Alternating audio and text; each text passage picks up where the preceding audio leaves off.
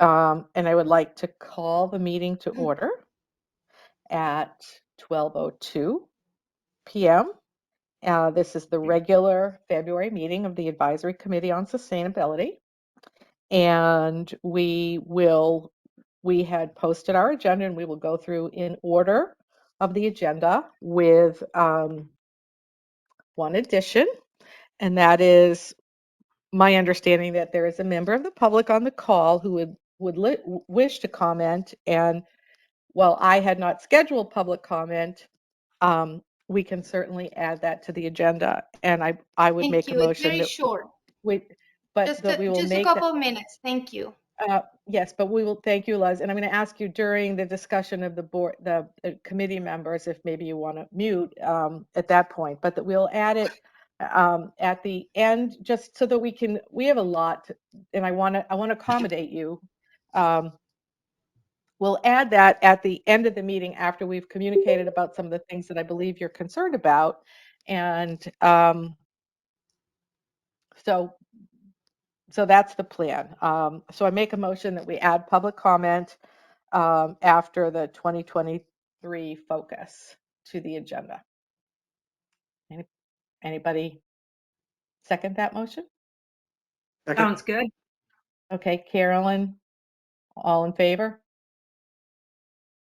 Aye. Okay, Christine, you're on mute. I see, and she has other people at home. Okay, so we will do that towards the end of the meeting. The first item on the agenda is the approval of the January minutes that Christine had sent to the committee members yesterday, I believe. And I do not have any comments on those minutes. Thank you, Christine, for getting them done. Does anybody have any? Carolyn, I know you do. Are there any comments before we approve the minutes? I mean, the only change that I suggested was where it said officers voted on. I added what those positions were, that the vice chair was Cliff and that the secretary was Christine, just for the completeness of the minutes. And Of the record. that's all. Otherwise, yep, I'll make a motion to approve them. And Cliff says he is joining, so maybe Okay. he's trying to get in now. Okay, so Carolyn motioned. Is there a second? Dan? I will second. Kathy second. All in favor? Any opposed? Nay, the motions were passed. Yay. Okay.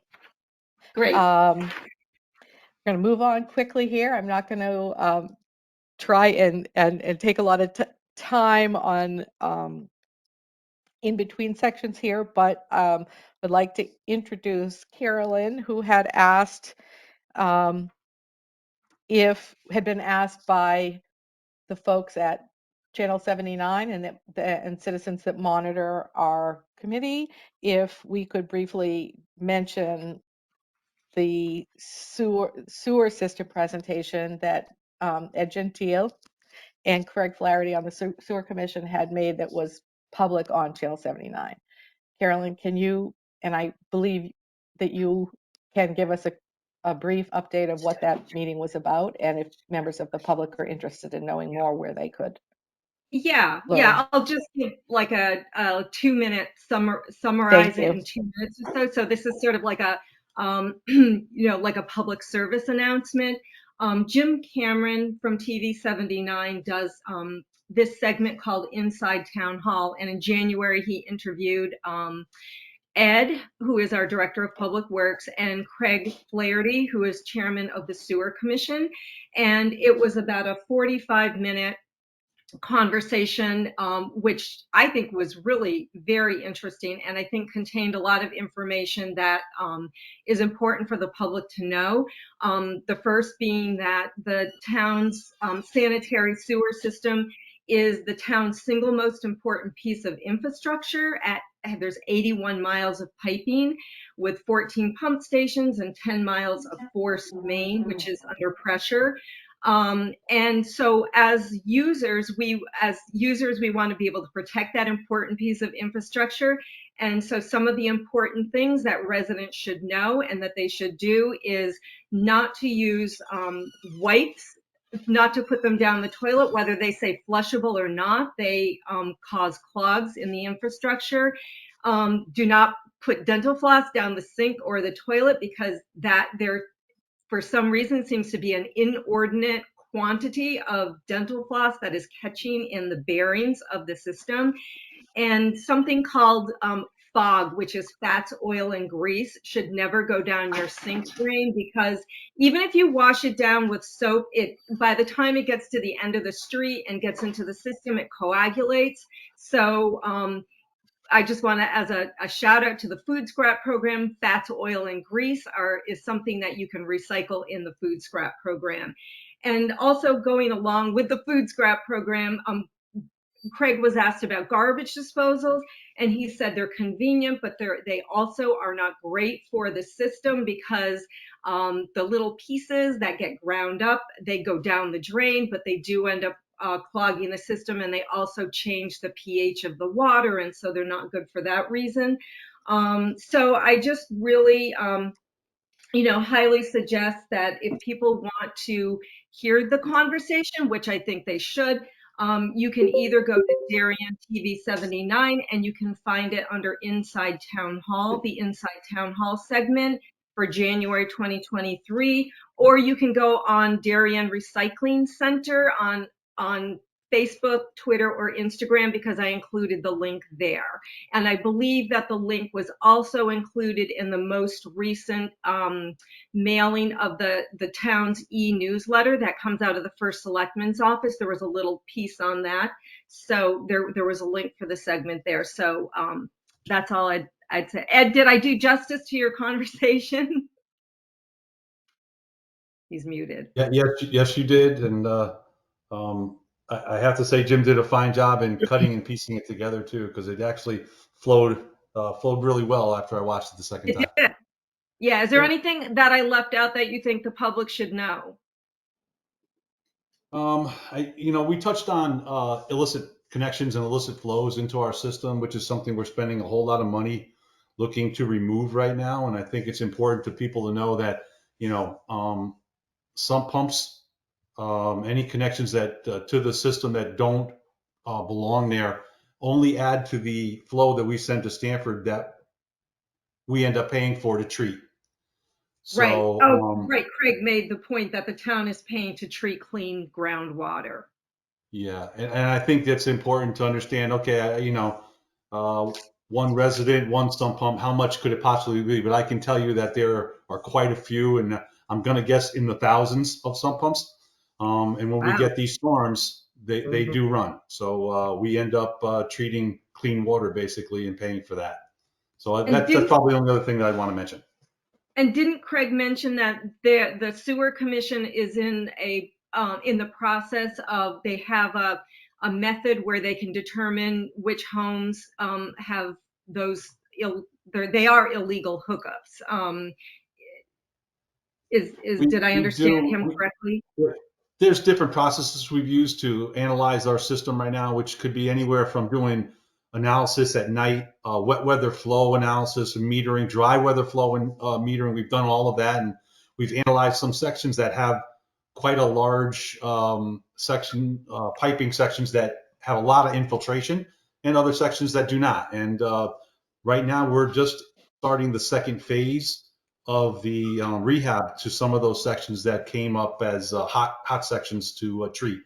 And what we find is when we put the camera up during a wet season, we'll see a lot of the laterals running clean water at times when water really shouldn't be running because we're cameraing at odd hours.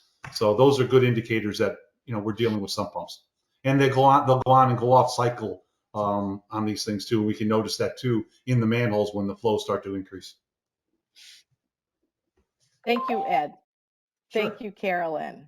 I think it's really important to note that these are important parts of sustainability planning in a community. And as we, worked on our sustainable CT certification, looking at the flows of water and treatment of sewage that pollute when it gets to in our case, Long Island Sound, is really important. So I think understanding what we all can do as individuals is something that's important to keep reminding ourselves. So appreciate the update. Kathy, excuse me. I apologize for arriving late. I had some technical problems. And I probably will have to jump off for a few minutes because the guy's coming to fix our heating system.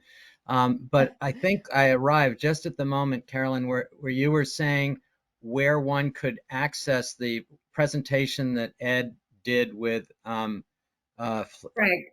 Craig. And would you mind repeating that for me? Yes. So if you go to Darien TV 79, you can go on, you can access it through the town website, or you can just Google it, Darien TV 79. There is a section called Inside Town Hall, and it is the January 2023. You'll see Ed's name and Craig's name as like on the visual there. Or you can, on our social media, either Facebook, Twitter, or Instagram, I posted about it. It was either last week or the week before, and I included the link there. And thirdly, the first selectman sends out, I think it's a bi-weekly e-newsletter, and it was contained in there as well. So it should be relatively accessible. Great. I definitely Should be want to see it. accessible, period. Thank you.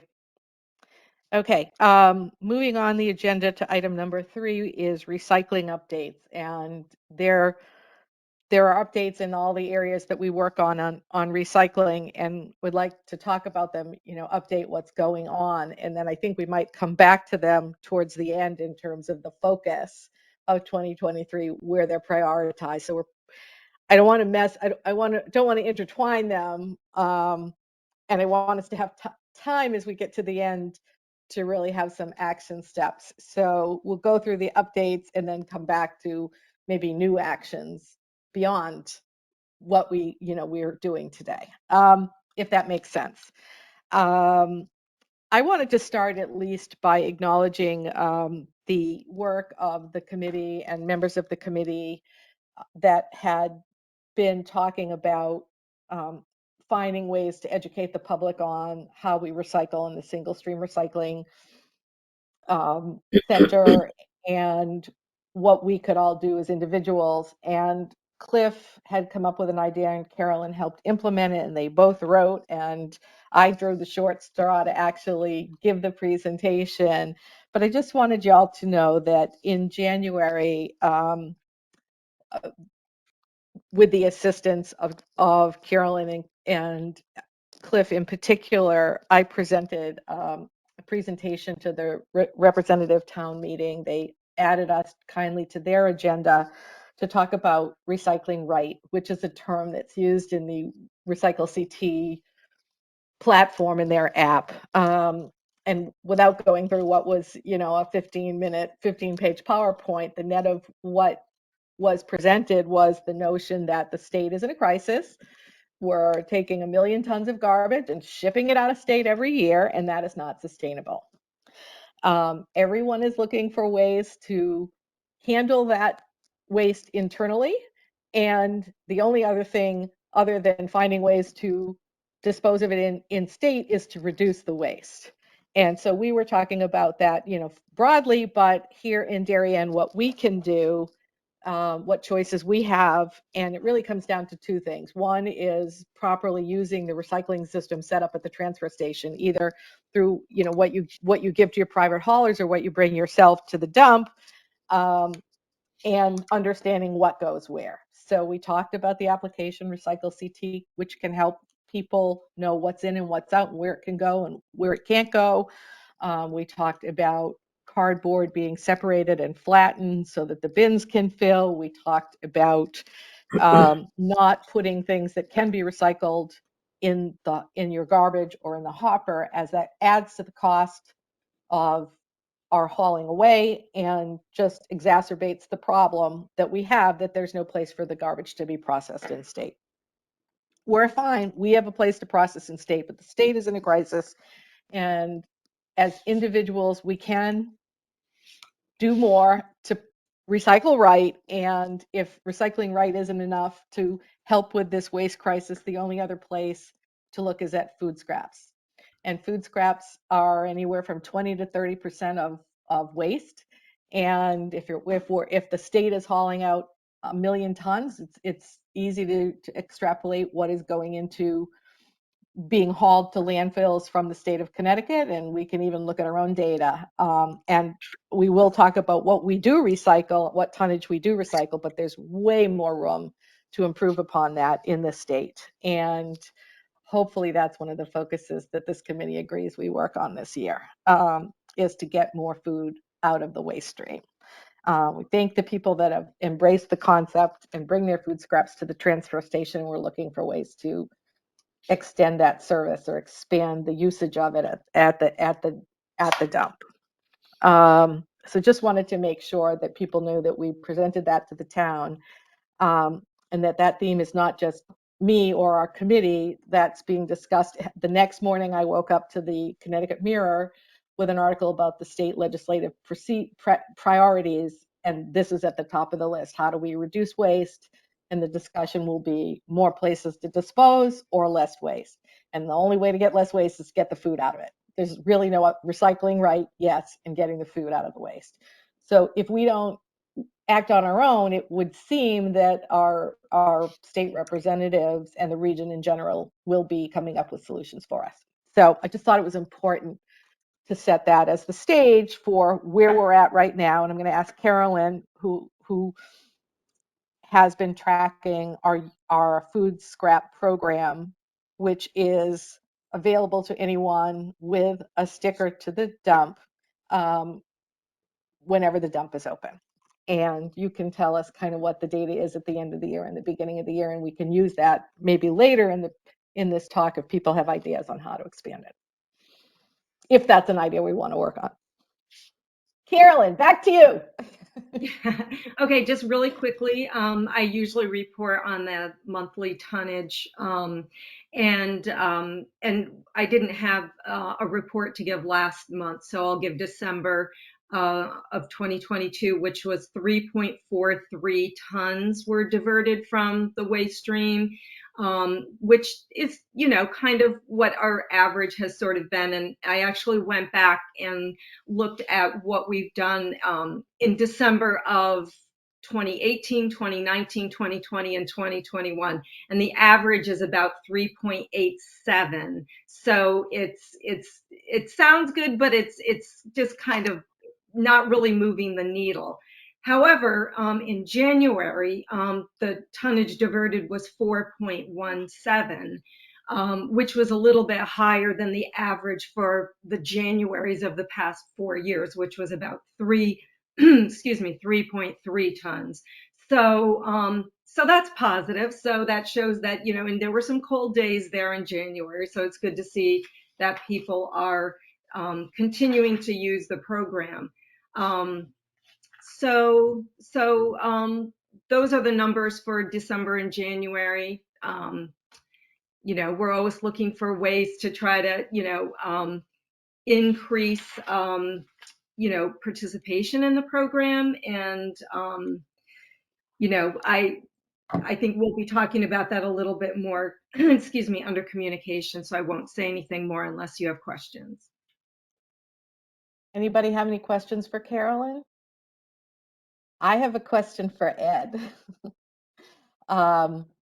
One of the things that Carolyn just said, which I think is the key, is increasing participation. I mean, the people that participate probably take most of their food waste regularly. Maybe some do it occasionally, maybe some do it all the time.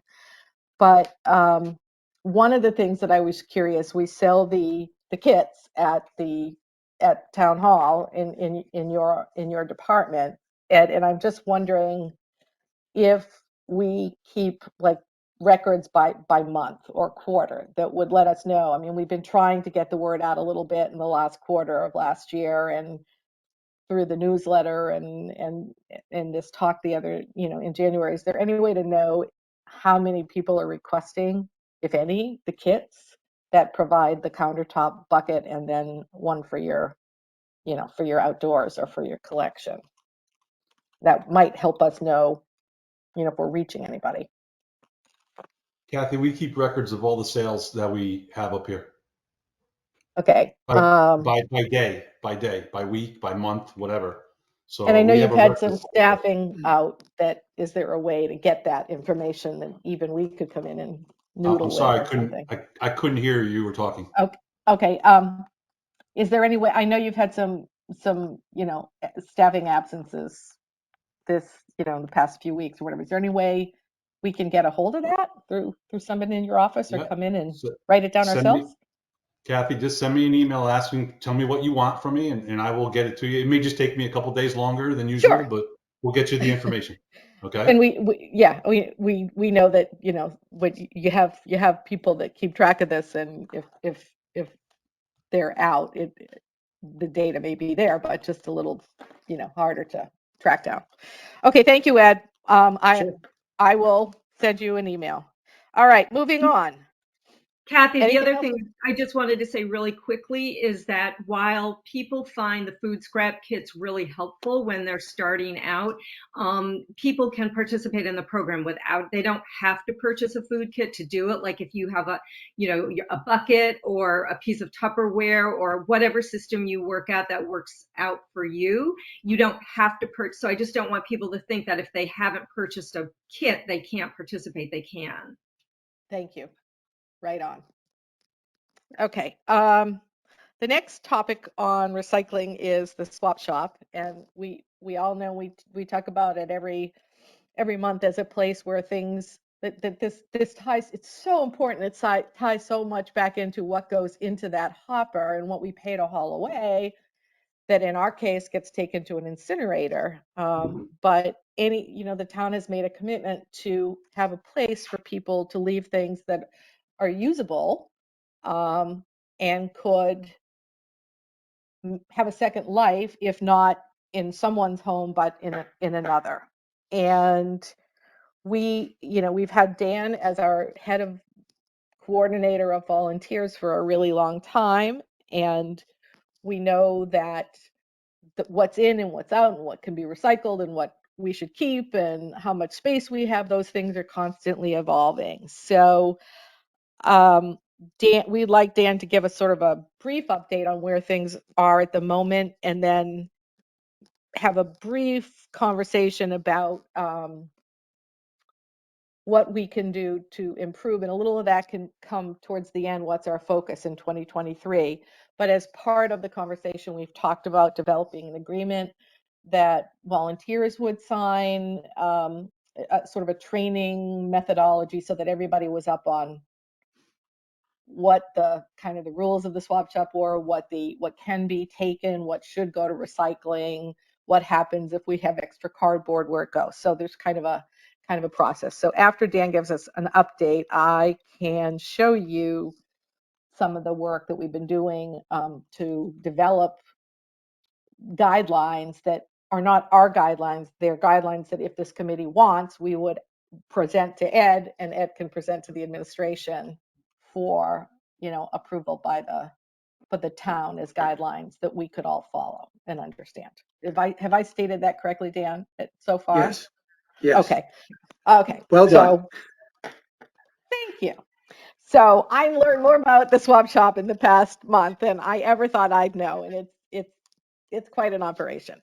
Okay, so Dan, can you tell us sort of how things are, the flow of customers, shoppers, droppers, the number of Yes.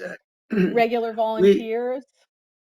there are a number of things. I've told my volunteers that we have to be better able to distinguish what can stay when people come in and what goes up to the trash up on top or over to the construction area. And when couches come in, if they're really in good shape, make sure they take a look at it, make a decision. And if they're not in good shape, don't drop them, because visually people will see the large dumpster come in, taking all these, different pieces and thinking that they're in good shape, and they really are not. So, large equipment,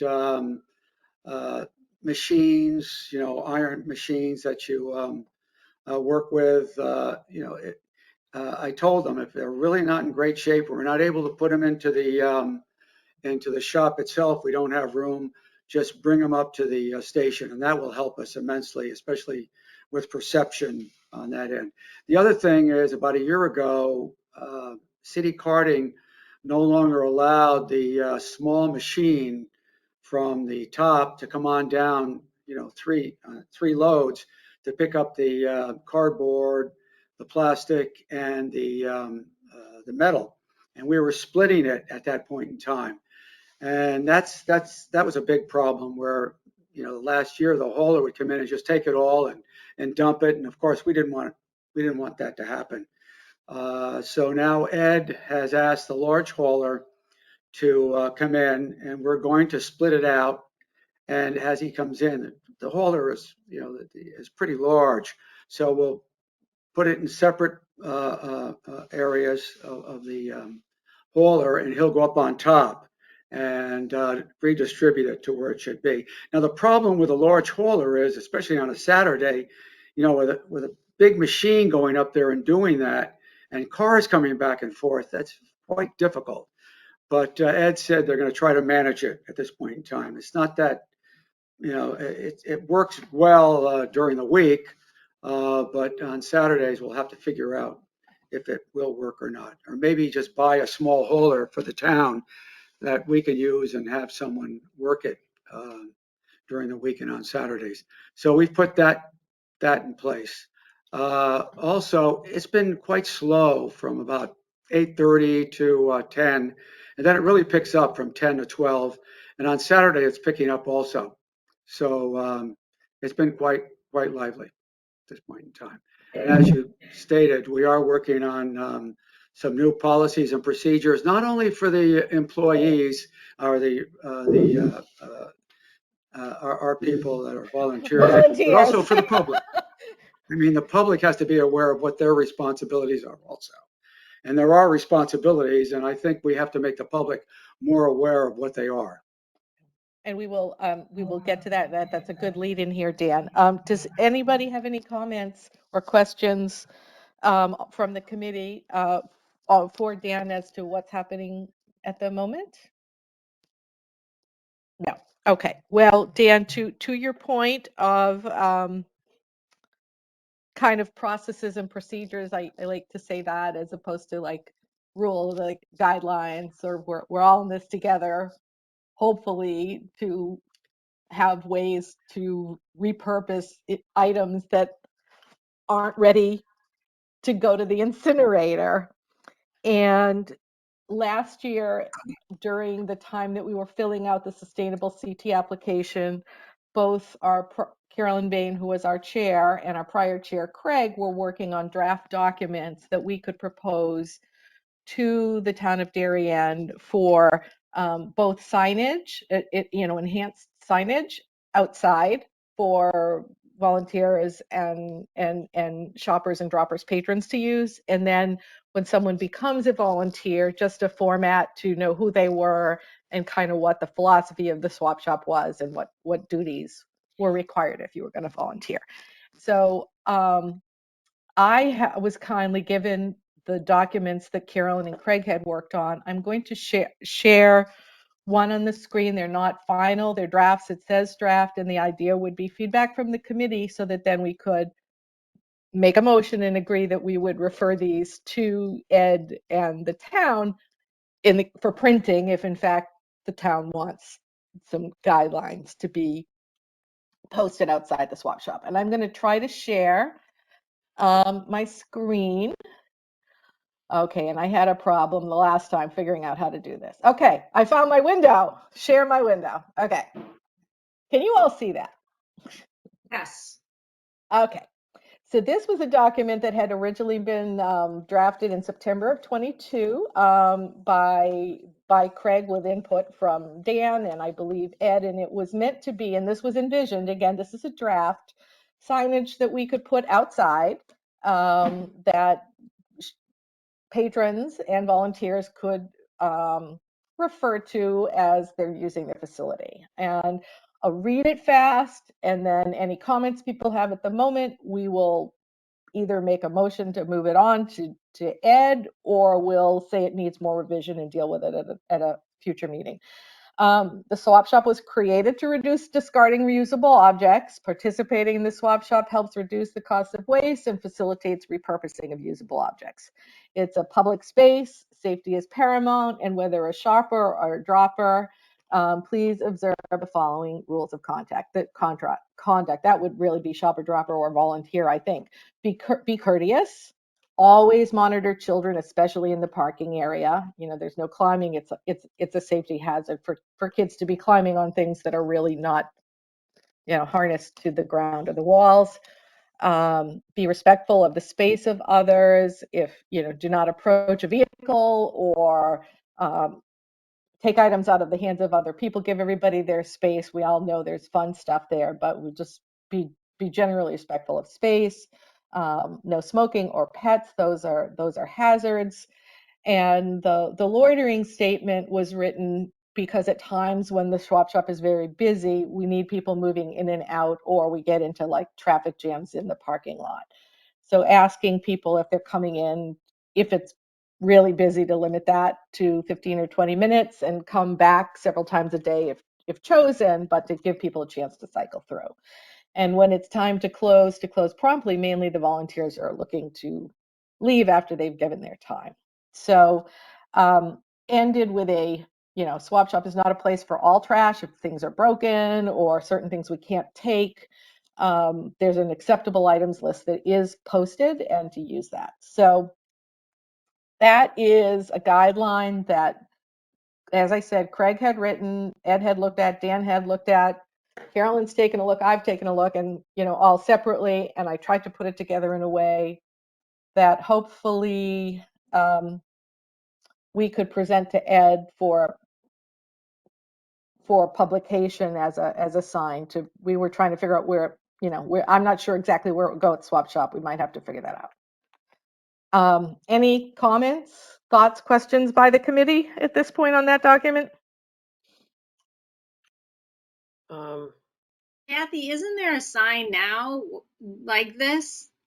I think so. Because I swear to God, last time I was there, I read something like this. So It may, I guess that's where it would be posted, and this would be an update, or it might be the same thing. Oh, this is an update. Amanda, this is really updated to the things. Yes. Is that correct, Dan?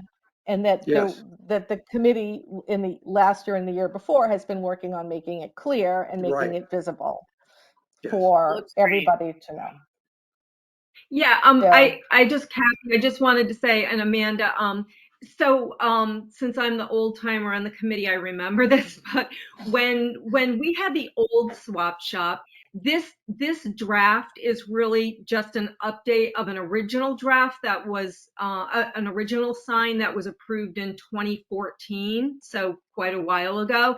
And it was never really done as a proper sign. I mean, I think it was like printed out on like poster board and laminated and kind of stuck up in the old swap shop. And then when we moved to the new swap shop in 2017, it somehow got put aside. And then I think when we started talking about it last year, Tony found it. And that may be why you're saying, oh, I see that now, because I think that it got put back up, but it's just, this is just an update of that original sign.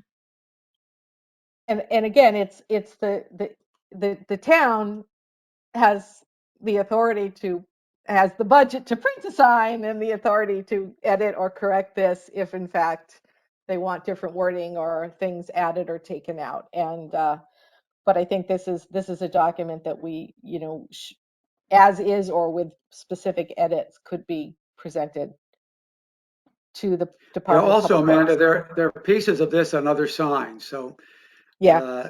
you know, for instance, the 20-minute rules on a sign, and so there are different pieces to it. Yeah, that that's we want to true. put it all Also- together in one sign. Also, volunteers come and go. You might have a new volunteer in just kind of a consistent way. I mean, because one of the things might be to expand the number of volunteers, or find if there's a youth group that wanted to do it on a, you know, a Saturday morning, or whatever ideas we come up with, that this would just be consistent. And like I said, this would be Ed's call as to whether we print it and post it, but it's something that this is not the first time that I think Ed, correct me if I'm wrong, has seen this document before or similar documents. Ed, you there? Yeah, I'm here. No, I saw it. Okay.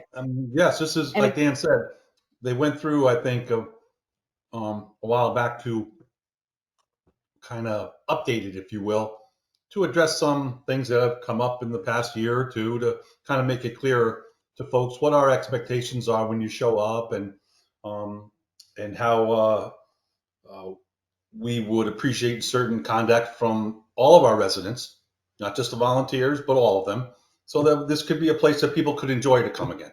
So that's what we're trying to do, I think. Yeah, and I And always I say do- that, the volunteers are citizens first and volunteers second. Remember, a lot of these volunteers have been in town 50, 60 years. So they are, citizens also. And I think there was one word that I would add, where it said shoppers, droppers, and volunteers, and I don't know why I left that word out, but I've just changed that word.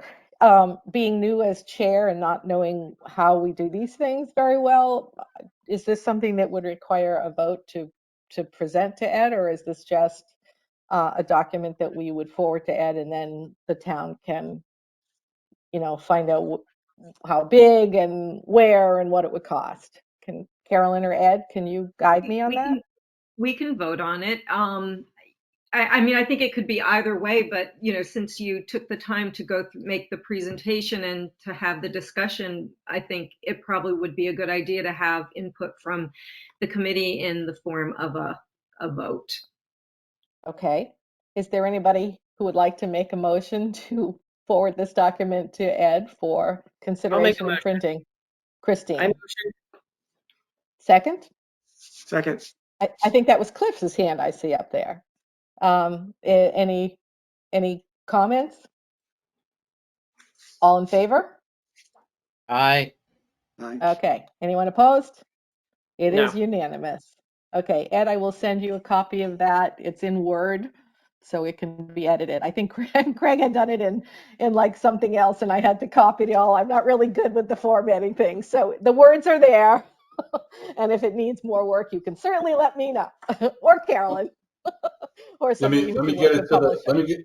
let me send it to the sign guy. Let me see what it works out size wise, so we can at least read it. Sure. You don't have to be Yeah. right on top of it to see it, and I'll get back to you with the cost. Not like you have to pay for it. I just want you to know how much it costs. Well, that's fair. And we understand that. Okay. Okay. And I know I'm looking at the time. We are going to run out of time. There is a second document, which I think, given where we're at, I will send because it is not ready, with ideas for having a registration form guidelines that a volunteer would sign. They would have their name and their address and an emergency contact number and just agreement as to what the purpose of the swap shop is. And so maybe we can work on that for the next meeting. Would that be okay? And moving on to the other important stuff, Yes. given that it's Yeah. I think we 12:40. still need work on that one. Okay, moving on to communications. Internal. Carolyn. I'm going to you first, but I'm Amanda. I'm getting to you next because I think this is so important now. The stuff that we all know and we're excited about, and that we're trying to work on, that we make sure the citizens know what's going on. And I know, Carolyn, you had an opportunity to talk to our communications manager, and maybe just want to update us on what she would like from us or could take from us going forward on these topics.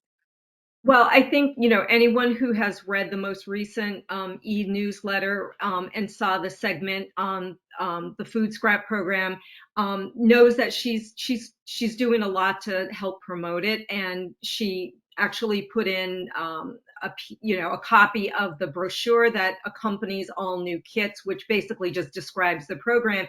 And she also made the comment, like we talked about, like how much MSW we paid to haul to the incinerator in Bridgeport in fiscal year 2022, which ended June 30th. And if we recycled, if we composted, if everyone participated in the program based on that EPA estimate of 22% of all MSW being food scraps, we estimated that there could be like over 1,000 tons and she translated it into dollars. So that was interesting. And we talked about the program a lot. I'm going to be sending her some more information on it, just and maybe some graphics that she can insert into future e-newsletters. But she's very interested in it. The first selectman's very interested in the program and getting people to participate. So you will see more mentions of it in upcoming newsletters. And I also just wanted to mention very quickly that I was also approached by someone from the Darien Garden Club who is on their conservation committee, who was doing a presentation on the food scrap program. And I sent her some information, and she said it went very well. There were lots of questions, and she said that there were even a couple of people who had requested a copy of I had sent her like a PowerPoint with some statistics and things in it and some pictures. And so I mean, word is spreading, and people are getting the idea that it's the food scrap program is like a good thing to do for a lot of reasons, and I I think the more we can get it out there, the more people are going to be likely to participate in it. So. Thank you, Carolyn. I know you've developed a good relationship with our communications manager. And she's part-time, but she's works through town hall. And I met her during the application process, and she, as well as Kate Bush, our town administrator, are, very willing to take the information we have and share it. And just the funny comment. I was just going to say, I'm sorry, if anyone doesn't currently get the e-newsletter in their email inbox, you can sign up to get it. The email address is in the newsletter, but it's also available on the town website. So you can go to the town website and see it, as well as their social media sites, as well as ours. So with that being a good segue, I think they would even take, and Carol and I had a brief discussion that apparently someone told me that Super Bowl Sunday is like the second worst day for food waste. That's true. That Since we talked about it, I've been doing some reading on it, and that is the statistic quoted. So they may be able to squeak something out on social media by, Friday or Saturday or Sunday, saying, don't waste your food. And, if you have a dump sticker, bring it to the dump, So, those are the kind of ideas that I think 2023, I'm looking for energy from everyone here to be creative. So thank you, Carolyn. Knowing, again, I'm watching the time.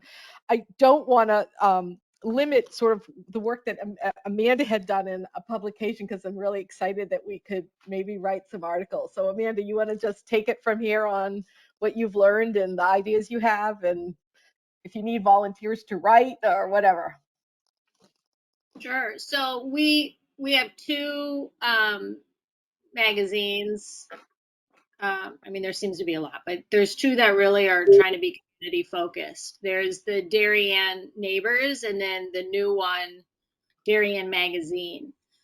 Darien Neighbors was the one Carolyn used to have an article in, and the local people left that. And so it's a national organization. It's kind of like and then local people will take it on, but it's really national. So in the interim, the national has been giving kind of vanilla articles. They're now getting a local group together of editors and writers. And so I have been in touch with them. They're really open to having something come from our group.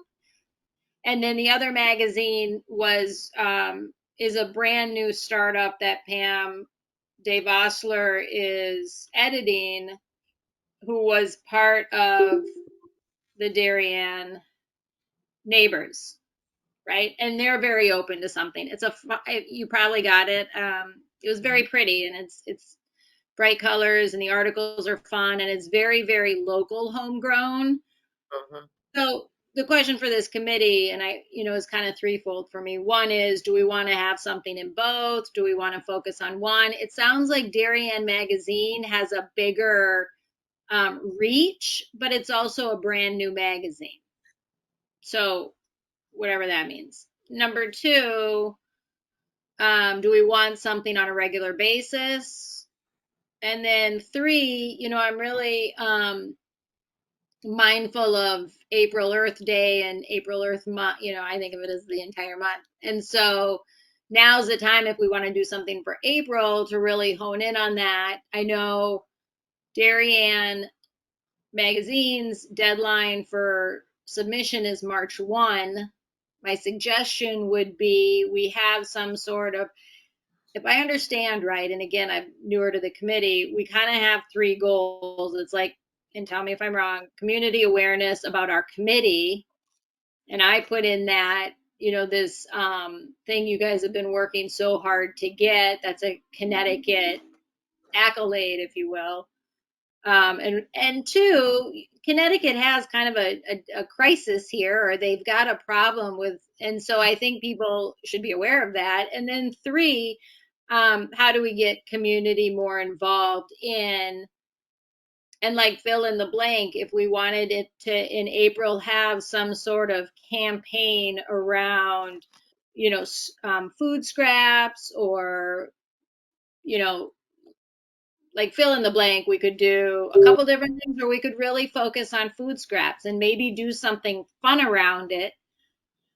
I have a lot of friends that don't go to the recycling center. They have somebody come pick up their garbage, the simplicity of it. Though I think some of those friends, if they had a dump sticker or they had a reason to try it out, kind of like the 30-day workout, you try it out, you like it. You never try it out, you're definitely not going to like it. So, like, what would be the pull for some of the people in our community who aren't involved in it, don't need to be involved in it, don't know it exists? I'm thinking of that population and how we get them more involved, whether that's like free compost kit with a dump sticker, or I know someone's going to kill me for this statement, but it's like April's free dump. And anybody can bring anything, try us out. Like, I'm trying to make it super simple for people to get a feel for it, because I know a lot of fellas who go, and I'd say fellas, because once they get there, they love it. That garbage maintenance and taking it to, like, they like that. They go, they see their friends on Sunday or Saturday. Hey, yeah. Right. So there is community there, but it's Amanda, hard to say until you feel it. Amanda, I love your energy, and I love the ideas. And if the committee would, raise their hands, we all sort of agree that the Darien magazine, that Pam's magazine has a March deadline, and we should create an article with some enthusiasm about it. And I love the idea of community awareness, and that may have a part that says, yes, we've worked really hard, sustainable CT, and it's Earth time, and this is really important, and what could we do that would be fun? Is there some way to have people bring their food and weigh it for a day, or whatever it might be? I have no idea what that would be, but I would love us to, the goal, if we think between February 8th and March 1st we could write an article that could go into an April. And if you're willing to take a stab at the structure of an article, we can email it around. Anybody? Does everybody think that's a good idea? And let me say this before you decide. I think Pam said it comes out the end of March. So then we'd have literally the entire month of April, right? Whatever we wanted would be out there. Right. You can share her magazine. You can PDF it. The town could put it on, in the newsletter, check out the article. So you kind of use it as a way to, put a few copies, post it on the bulletin board. I don't know, but I think, would we all agree that magazine would be the way to go to create something written? Yes. Who wants to work on it? Raise your hand I'll if you'd help. like to help write that. Cliff, Amanda? I'm willing to help. Amanda, do you have a little time to work on that? Do we like an idea of having a campaign? I know I'm not allowed to speak, but can I say something? You're going to get public comment in like 4 minutes. I want to make a comment about an idea about this. The way to get a constant flow of articles will be involving the high school. Thank you. We'll get, and you will have public comment in a minute. Thank you. We fully agree that engaging the school system is something that we're not going to get to, unfortunately, today, but the focus in 2023, I believe, would include food scraps, the school, and communication as way up at the top, and recycling as a bigger topic. Okay, so I'm going to leave this as Amanda and Cliff. You can always copy me on everything. I did write a couple of articles for her. I don't need to be involved, but I'm willing to, give ideas or input. We don't have to get crazy, but we can probably leave people with an action item or a fun thing to do. And if it can't be written specifically in the article, if we get to a deadline, we can say look for. Again, I just would rather we get some awareness out there. Thank you. Before we leave this, Kathy, Yes, Cliff, go ahead. Amanda, one of the last calls, I think you said this new magazine published its first edition and sent it to everybody in Darien. And I was looking forward to seeing it. We didn't get one. Do you have any idea why that would be? I do not, but what's your street? It's Briar Bray. BRIARBRAE.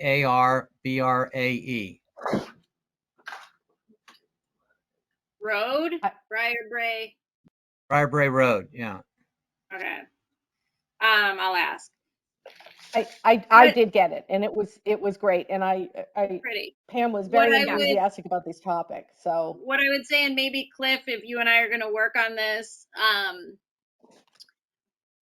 I would be interested in, like, I can come up with a campaign that's simple and easy enough. If someone else can give, and maybe Cliff, the content you'd want to say around sustainability committee exists. We've been working really hard on sustainability CT and puts us in this place. This is so important because of the crisis. Like, whatever we would want the public to know about this committee or this agenda. If somebody can give me that content, we could add it to then support the initiative with us, join us in April, and I'll do the rest. And then I'll send it out. You guys can see what you want to do with it. And Luz, I'm super open to, like, I guess that comes in public comment about, like, publishing that to the high school or getting it. Yeah, I mean, it's or whatever. Just everybody continue your thinking caps. We are running out of time. It is 12:54. We did not get to really talking about specific action steps for 2023, but we all in our own work, when we talk to the Nature Center or the Green Team or wherever we are, continuing to talk about these things and get input. And I think I will make that be the focus of the meeting next month.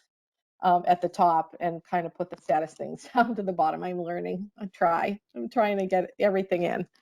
And we are going to stop it quickly. It does. I mean, in the updates we can make pretty simple next week, next meeting, and talk about very specific campaign related, communication related.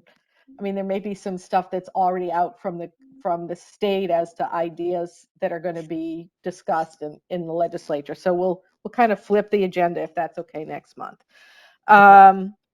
So we did agree to have time for public comment. I'm going to ask you, for a 3-minute comment, Luz. Thank you for sitting patiently through the whole meeting. And I do appreciate the comment on. I do appreciate the public comment on the high school, because we know that young people are enthusiastic and they can be change agents for us. So thank you for that. They're very good writers, and there are kids interested in the environment. Actually, my daughter is going to be speaking in the largest environmental conference in the world in Texas in Fantastic. April. So, I mean, we have kids, and she's an advanced writer. Her or any other kid, other kids will be interested in writing articles to get published, whatever. anyways, that's Okay, not what and I'm. to that point, so happy to that talk you can have Yes, your, ma'am. Luz, so you can have your public comment.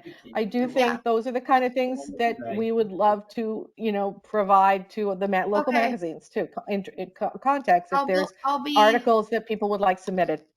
Okay, so Okay. with the time remaining, what is your I have public tons comment? of positive ideas, and unfortunately, I'm not going to end in a good note because, well, there is a problem, right? So, providing a structural advantage to a private group of people to take advantage of a public resource is unethical. It's against the ethics of the town. Dan and the volunteers are agents of the town, partnering with residents to profit from a public resource. If this is what the town wants, this concession should be open for bidders in a transparent process, and the town should profit from it. Obviously, Dan is unfit to provide any oversight to these volunteers because they're all profiting from his operation, the operation they put in place, him and his partners in town. As a result, he covers up the racism. And here is the volunteer. Racism is not acceptable. It is acceptable. That is your volunteer. I would like to ask Dan and Ed, who have both been made aware of this, who do you think you are to have the volunteers that are laughing in my face after they tell me in my face on the record, as you hear, that racism is acceptable? Volunteers or Dan's employees need to have a diversity training prior to volunteering. And Dan and the ladies he's partners with have to stop being involved in the swap shop. If they want to profit, they can show up there and pick up stuff like everyone else, but not have an army of people holding things, hiding behind the swap shop, harassing and filling their cars. I have provided images to Ed. I have provided plenty of evidence. I have more. But if this, I mean, this is like nothing happens. I don't even get provided emails of you guys to send you the reports that I have sent to Ed and that he puts on his shredding machine, I guess. It is up to the board. Our emails I are made public record on the town website. I'm sorry, I will need to finish. Thank you. It is up to this board to stop all this. In the meantime, I will continue to fight against this, take pictures of volunteers and appropriate activities, as well as the items that the swap shop, where they are sold and by who they are sold. I don't have a problem with people selling the stuff. I do have a problem with an army of volunteers working for an operation that profits. In the meantime, we're cutting budget in the school. If we're going to do something like this, why don't we do something real and we sell the stuff for the town to profit from? Ms. Bueno, do you have proof that they're profiting from the things that they take from the school? You've seen them sell it on eBay or No, wherever not they're on selling eBay. it. Not on eBay. It was low budget for what they take. They're selling them in auction houses in Westport and auction And do you have Ninja. proof of this? I Okay, do. Like that they are actually taking items and selling them. But that is the go from their trucks and from their cars, and I created. have showed to the town paintings, All right, Ms. Bueno, I artwork. think your public comment is over now. We can Thank you, discuss. Ms. Bueno. The Kathy. public comment period, we extended 3 minutes to a longer period of time. We are at 1 p.m. I do appreciate your comments. They will be shared with the administration. And as you know, this is a volunteer committee of people who advise the town of Darien on matters of sustainability. And we are working, as you saw, to make sure that there are guidelines and that there are codes of conduct and that there are the proper information on what can be recycled and what cannot.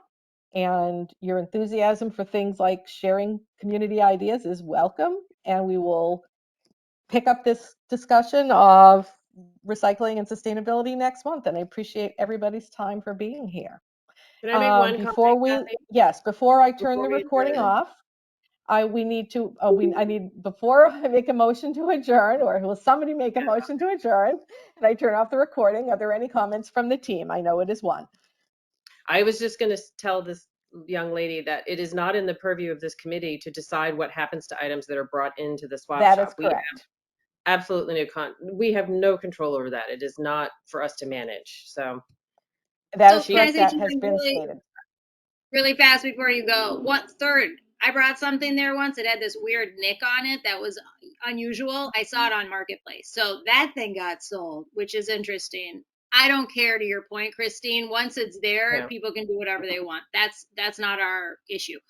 Two things though. One, back to that sign, we probably should have something in that says all Darien residents or dump sticker holders or whoever it is appropriate are here and welcomed, right? Not that whole Thank you. discrimination comment, anyone of color, race, Okay. socioeconomic, gender, the whole thing is Thank you. welcome. Should add that. And then the second thing, guys, like Department of Ed's got the right idea. Board of Ed, they get 3 minutes to comment and nobody comments back to them. So she comes on, she makes these comments. We are not engaging in this. Thank you for your comment. Next. Because that's where it gets heated. She leaves feeling like that's not really what we're trying to do. I think she's got some good feedback in there, so I think we need to take that same Board of Ed view of you get 2 minutes or 3 minutes, if that's the standard, and then we don't repeat. Thank you for your comments. Okay, anyone else? Okay, meeting adjourned. Okay. I Agreed, Amanda. I would to adjourn the agree with meeting. what you're saying. I do agree with what you're saying. The points that she Cliff? raises, though, do need to be addressed. Cliff, Not with her, though. Cliff, I think we need to adjourn the meeting, be to the degree that we allowed public comment, and I was trying to accept her comment without engaging. I maybe didn't do a good job of it. Oh, you did a great job. And I think You did a great job. I was making more a general comment, not towards any. Would anybody like to make a motion to adjourn? So moved. Second. Second. Cliff and Christine. The meeting is all in favor. Aye. The meeting is adjourned.